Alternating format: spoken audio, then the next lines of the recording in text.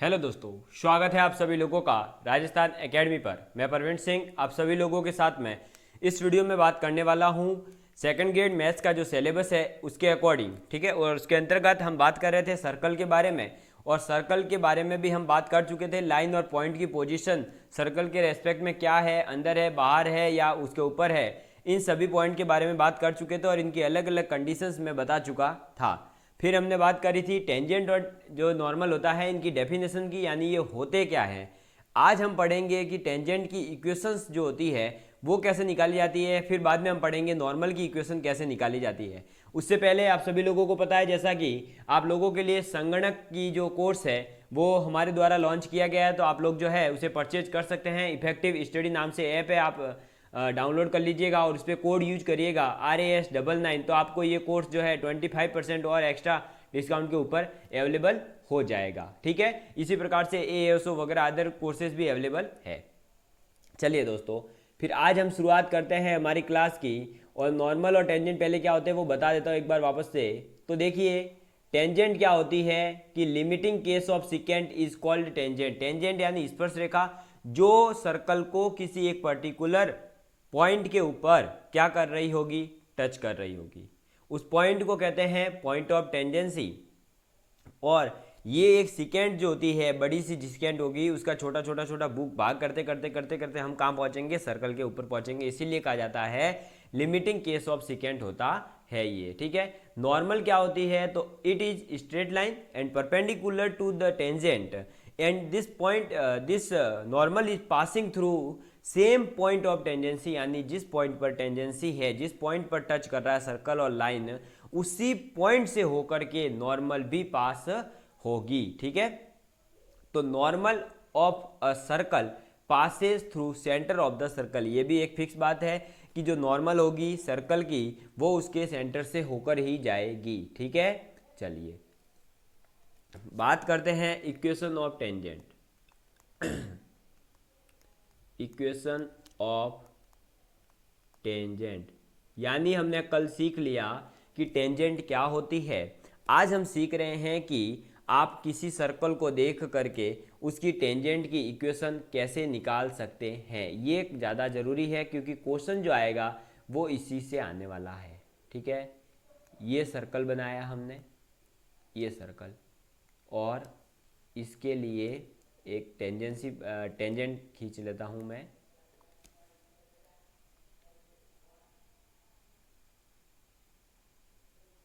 ये टेंजेंट बना दी। ठीक है, और ये मान लो इस पॉइंट के ऊपर टच कर रहा है, जिसका टेंजेंसी का पॉइंट जो है वो x1 y1 है। इस सर्कल की जो इक्वेशन है वो इक्वेशन है एक्स स्क्वायर वाई स्क्वायर फिर 2gx फिर 2fy फिर plus C equal to zero. यही होती है क्या, X square Y square 2gx 2fy plus C equal to zero. ये सर्कल की इक्वेशन दे रखी है और पॉइंट ऑफ टेंजेंसी दे रखा है x1 और y1। तो जो इक्वेशन होगी सर्कल की, सॉरी टेंजेंट की, वो तीन फॉर्म में हम अलग अलग निकाल सकते हैं। एक होती है कार्टेशियन फॉर्म। कौन सी फॉर्म दोस्तों, कार्टेशियन फॉर्म होती है जिसमें आप x और y में ही इक्वेशन लिखेंगे। दूसरी फॉर्म होती है दोस्तों आपके पैरामेट्रिक फॉर्म। ठीक है, पैरामेट्रिक फॉर्म। फिर एक होती है आपके थर्ड जो फॉर्म होती है स्लोप फॉर्म। ये सभी टेंजेंट की अलग अलग फॉर्म है, जिसमें देखो कार्टेशियन में आपको पॉइंट दिया जाएगा, पैरामेट्रिक में आपको एक थीटा के साथ में पॉइंट दिया जाएगा, स्लोप में आपको क्या दिया जाएगा, स्लोप दे दिया जाएगा उस लाइन का। ठीक है, अब ये तीन फॉर्म अलग अलग है। हमें सबसे पहले पढ़ना है कार्टेशियन फॉर्म के बारे में, तो हम पढ़ते हैं कार्टेशियन फॉर्म के बारे में। देखिए फर्स्ट क्या हो जाएगा दोस्तों, Cartesian Cartesian form. Cartesian form में क्या होगा, आपको एक पॉइंट दे दिया P जो कि है x1 और y1, ये है पॉइंट ऑफ टेंजेंसी, और सर्कल की इक्वेशन दे दी X square Y square 2gx plus 2fy plus C equal to zero. ठीक है, सर्कल की इक्वेशन है और पॉइंट ऑफ टेंजेंसी दे रखा है। तो आपके जो इक्वेशन हो जाएगी कार्टेशियन फॉर्म में टेंजेंट की, वो देखिए टेंजेंट क्या हो जाएगी, टेंजेंट की इक्वेशन, टेंजेंट की इक्वेशन हो जाएगी x dot x1 y dot y1 plus g into x plus x1 plus f into Y plus y1 plus c equal to 0। बात समझ में आ गई? क्या हो जाएगी दोस्तों कार्टेशियन फॉर्म में जो पॉइंट अपने किसकी टेंजेंट की इक्वेशन क्या हो जाएगी कार्टेशियन में? तो पॉइंट दे रखा है उसको आप एक्स स्क्वायर है उसको लिखेंगे x dot x1, Y square उसको लिखेंगे वाई डॉट y1, 2gx है उसको लिखेंगे g into x plus x1, 2fy है उसको लिखेंगे f into Y plus y1 plus c equal to 0। ठीक है, बात समझ में आ गई? तो ये है टेंजेंट की इक्वेशन। इसको कैसे उपयोग में लेना है, कैसे इसके क्वेश्चन आएंगे, वो सब भी मैं बताने वाला हूँ। अब हम नेक्स्ट पढ़ रहे हैं parametric form. Parametric form, parametric form में क्या होगा, जो पी पॉइंट दे रखा होगा वो दे रखा होगा a cos alpha a sine alpha, यानी कि आपको साइन और कॉस के अंदर जो है वो पॉइंट की वैल्यू दे दी जाएगी, a cos alpha a sine alpha. और आपको सर्कल दे दिया गया, मान लीजिए यहाँ पर भी आप वही पीछे वाला इक्वेशन भी मान सकते हैं, और या फिर आप शॉर्ट अभी समझने के लिए केवल ये भी मान सकते हैं कि सर्कल जो है वो सेंटर से पास होता है, तो आपको ओरिजिन से पास होता है। तो आपको इक्वेशन दे दी गई X square plus Y square equal to A square. तो आप क्या करेंगे, इसमें भी वही केस होगा, एक्स डॉट x1 यानी कि इक्वेशन हो जाएगी x dot a cos alpha plus Y dot y1 यानी y dot a sine alpha equal to A square. अगर 2gx1 और 2gfy होता तो क्या लिखते, g into x plus a cos alpha plus F into Y plus a sine alpha, ठीक है, equal to plus C equal to 0। वो भी आप लिख सकते थे, मैंने आपको ये अलग केस बता दिया क्योंकि इस टाइप का अगर पूछ ले तो आप क्या करेंगे। ठीक है, ये है पैरामेट्रिक फॉर्म। डायरेक्ट आपको अभी याद रखने हैं इनको, किसको क्या लिख रहा हूं मैं ये याद रखना है। जैसे कार्टेशियन फॉर्म में टेंजेंट की इक्वेशन क्या होती है, तो X dot x1 plus Y dot y1 plus G into x plus x1 plus F into Y plus y1 plus C equal to 0। Parametric form क्या होती है, X into A cos alpha plus Y into A sine alpha equal to A square. अब मैं third form आपको लिखवा रहा हूँ slope form. क्या लिखवा रहा हूँ, स्लोप फॉर्म।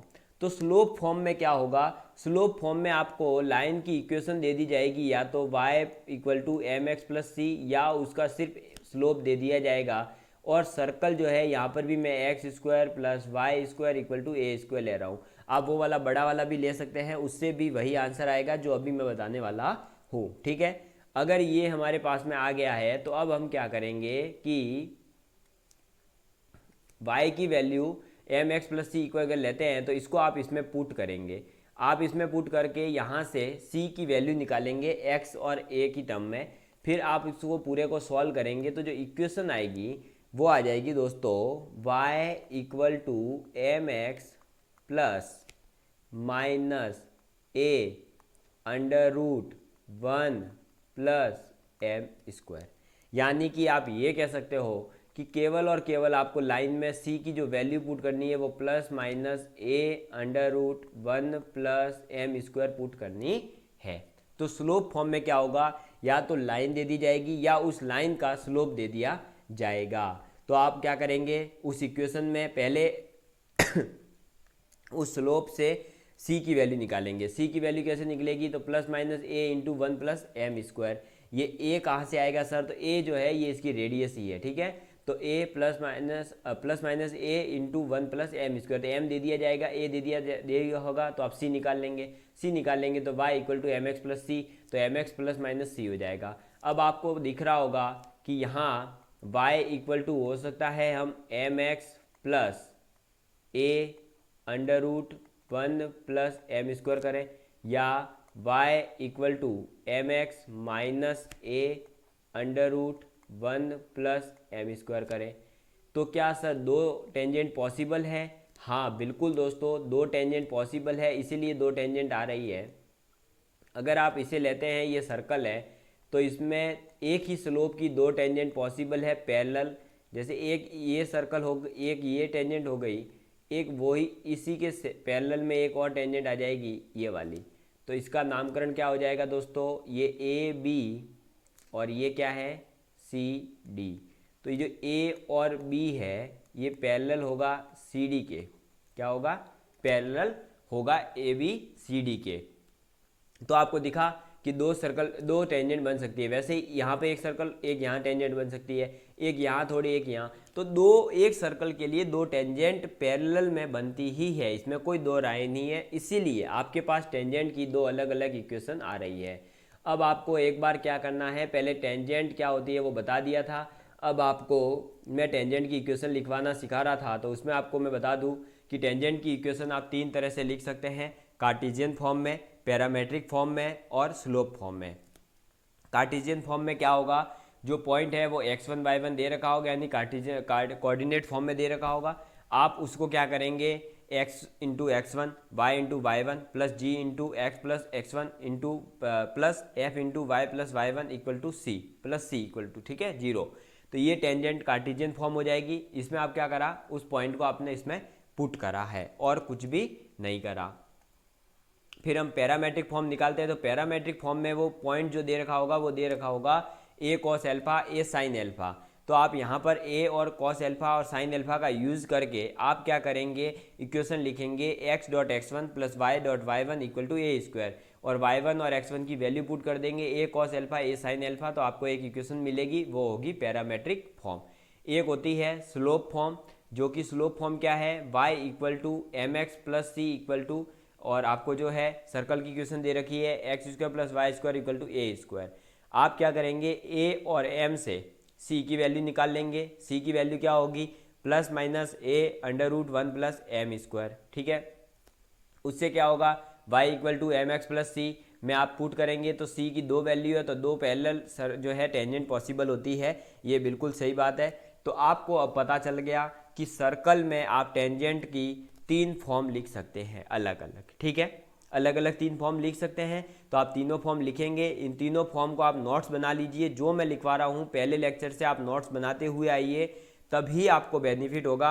अदरवाइज आप ये सोचते हैं कि बस वीडियो देख लिया और काम हो जाएगा, तो बिल्कुल नहीं होगा दोस्तों। आपको पढ़ना पड़ेगा, आपको मेहनत करनी पड़ेगी। मैं जो कॉन्सेप्ट बता रहा हूँ, जो क्वेश्चन करवा रहा हूँ, उन्हें आपको याद रखना पड़ेगा और आपको एक बुक परचेज करके आपको प्रैक्टिस करनी पड़ेगी। मैं अभी प्रैक्टिस करवाने वाला हूँ, लेकिन आपको भी अपने स्तर पर और मेहनत करनी पड़ेगी। तो मैं आपसे रिक्वेस्ट करूँगा कि जो मैं पढ़ा रहा हूँ उसे आप ज़रूर से ज़रूर घर बैठ कर के उसे याद करें, उसके नोट्स बनाएं, ठीक है, ताकि जब आज में अगर मेरे द्वारा या किसी भी अन्य प्लेटफॉर्म पर आपके लिए एक टेस्ट सीरीज अवेलेबल करवाई जाती है, क्योंकि क्लास भी नहीं है अवेलेबल, क्लास भी मैं ही करवा रहा हूँ, तो टेस्ट सीरीज भी मैं कोशिश करूँगा अवेलेबल करवाने की, या कहीं से भी करेंगे तो आप जो है उसमें टेस्ट में अच्छे तरीके से आप स्कोर कर पाएँ, ठीक है। मैं छोटे छोटे वीडियो बना करके आपको सिलेबस कंप्लीट करवाने की कोशिश कर रहा हूँ। आज मैंने ये टेंजेंट का कॉन्सेप्ट बता दिया है, आप इस टेंजेंट के कॉन्सेप्ट को अच्छे से याद कर लीजिएगा और जो है ये नोट्स में लिख लीजिएगा। फिर हम कल इसके बारे में जो नोट पॉइंट है और जो